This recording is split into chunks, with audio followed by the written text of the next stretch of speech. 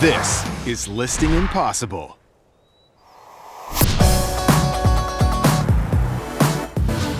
It's a special house. I really got to get you out there and you have to see it, but... It's not going to happen. We cannot put it at the same price that it is. Yeah. Or when you bring me a client and we're dual, Yeah. we do it together. Yes. We're a team. Yes, 100%. So why would you even think like that? Because you were not there at the showing. You could talk to the buyer and the buyer's agent. I did. I don't have to have anything to do with that.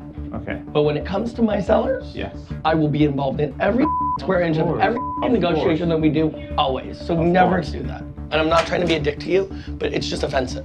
I just wanted. Yeah. You wanted what? I just thought you would be too busy, and I just. I'm not too busy to handle my own life. I have my life down. Yes. Thank you. Today, Arvin really pissed me off. Arvin is a really hard worker. There's one thing I really think you're gonna enjoy. This is so cool. Plenty of natural light. I would like to see a little bit more pop. And for somebody that's been in the business for 2 years, he's done spectacular. But he's really impatient. He's really thirsty for success. And I think that thirst gets him in some trouble. Arvin and I have an amazing $10 million listing in the Mount Olympus area of Los Angeles. Hercules is a beautiful property. It was a deal that I gave him when I co-list with an agent. I usually go in and help them get the listing, and then they handle the day-to-day details. And when it comes to major negotiations, we kind of work together to make sure it happens. But Arvin all of a sudden, in the most critical of moments, said, "Hey bro, let me just handle this. You just stay out of it."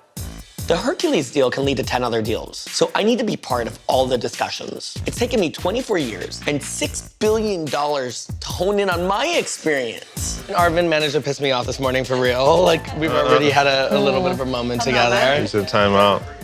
The more I'm talking about it, the more I'm getting actually pissed. I'll deal with Arvin later. Guys, let's jump in. I know we're all really busy. We're really dealing with a changing market.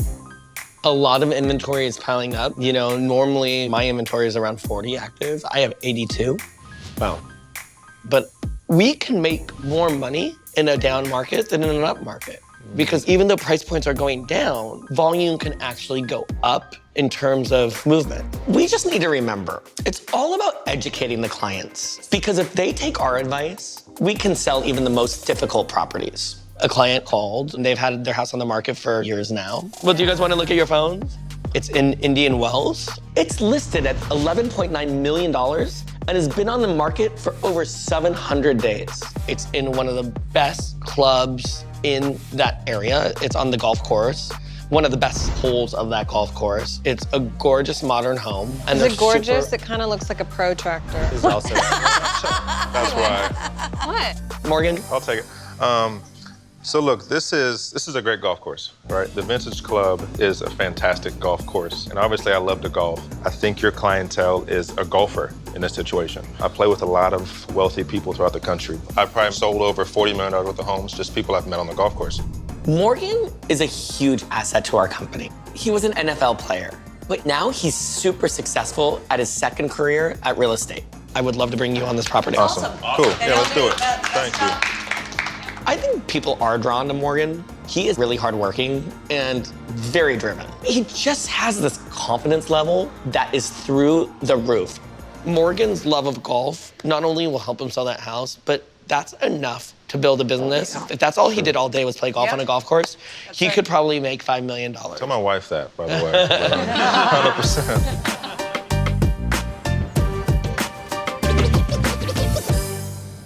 He completely lost it on me. And I was trying to figure out why he's upset at me in the beginning. He was saying, like, you don't think I can do this by myself? Like, who do you think you are?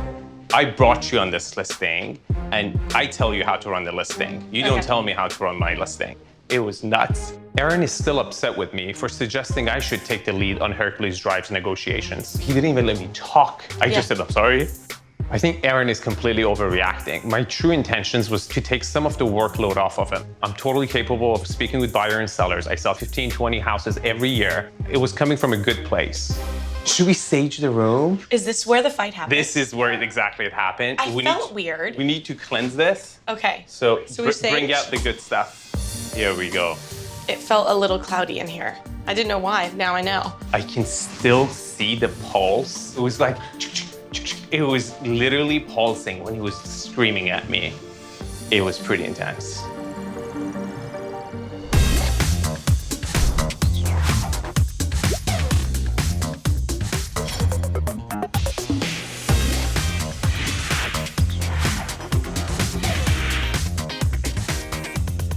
So who lives here? It's Bill Gates, it's Warren Buffett, it's a lot of billionaires. You know, kind of the who's who. The house Aaron and Morgan are visiting sits within an ultra-exclusive community called the Vintage Club. Home to one of the top-ranked golf courses in America, membership is $250,000. And no, it's not included in the purchase price of the homes. These people built this house from the ground up, and it looks gorgeous, and they've done a really amazing job of blending the house with the surroundings. These mountains are absolutely insane right behind us. They are right on the golf course. This is a vacation destination. Most of these homes are second or third homes. People usually spend the best of the desert months, December up to May. So we're talking about a seriously narrow buyer pool. Hello. Hi. How are you? Hi, I'm Peter Dana. Pleasure to meet you. Peter Morgan Trent. Hi, I'm Randy. Hi. I'm Peter, I'm Randy. and we live here in Indian Wells at the Vintage Club. First thing we thought was, oh my God, it feels like we're on vacation here. It's also a great place to live full-time. My background is in broadcasting. I raised a fund that purchased television stations around the country and sold that in 1995, retired in 1996. The home was listed at essentially $12 million. 13.5 with bubbles. We've lived here since 2002, full-time. Raised 4 children here. They all learned to walk, ride bicycles here at the Vintage. Let's talk about your living room first. The bones are really good. You have amazing scale. What I loved about it was you walked right into the view. It was like pow. I can't stop staring at that. Yeah, isn't that gorgeous? So this is the 16th hole. Yeah, so there's some history. I mean, for the golfer, like most the famous. senior PGA kind of started here, right? You've done some homework. Do you guys want to go to a bar and just like, By the way, my knowledge of Arnold Palmer is an iced tea mixed with lemonade. Our house has been on the market for 2 years next month. And if someone isn't brought to the Vintage Club, they essentially don't know what homes are for sale. we have to kind of seek it out. Yeah. We're empty nesters now, and our youngest is getting ready to go away to college. So, you know, I feel like it's the right time for another chapter and, you know, for someone else to enjoy what we've been able to. Wow. I'm sorry. No, I'm sorry. It's Barbara Walters. I'm sorry. I love the fact that you have a seating area there, but from my angle right here, I'm looking at the back of a couch when I should be looking at that. Right.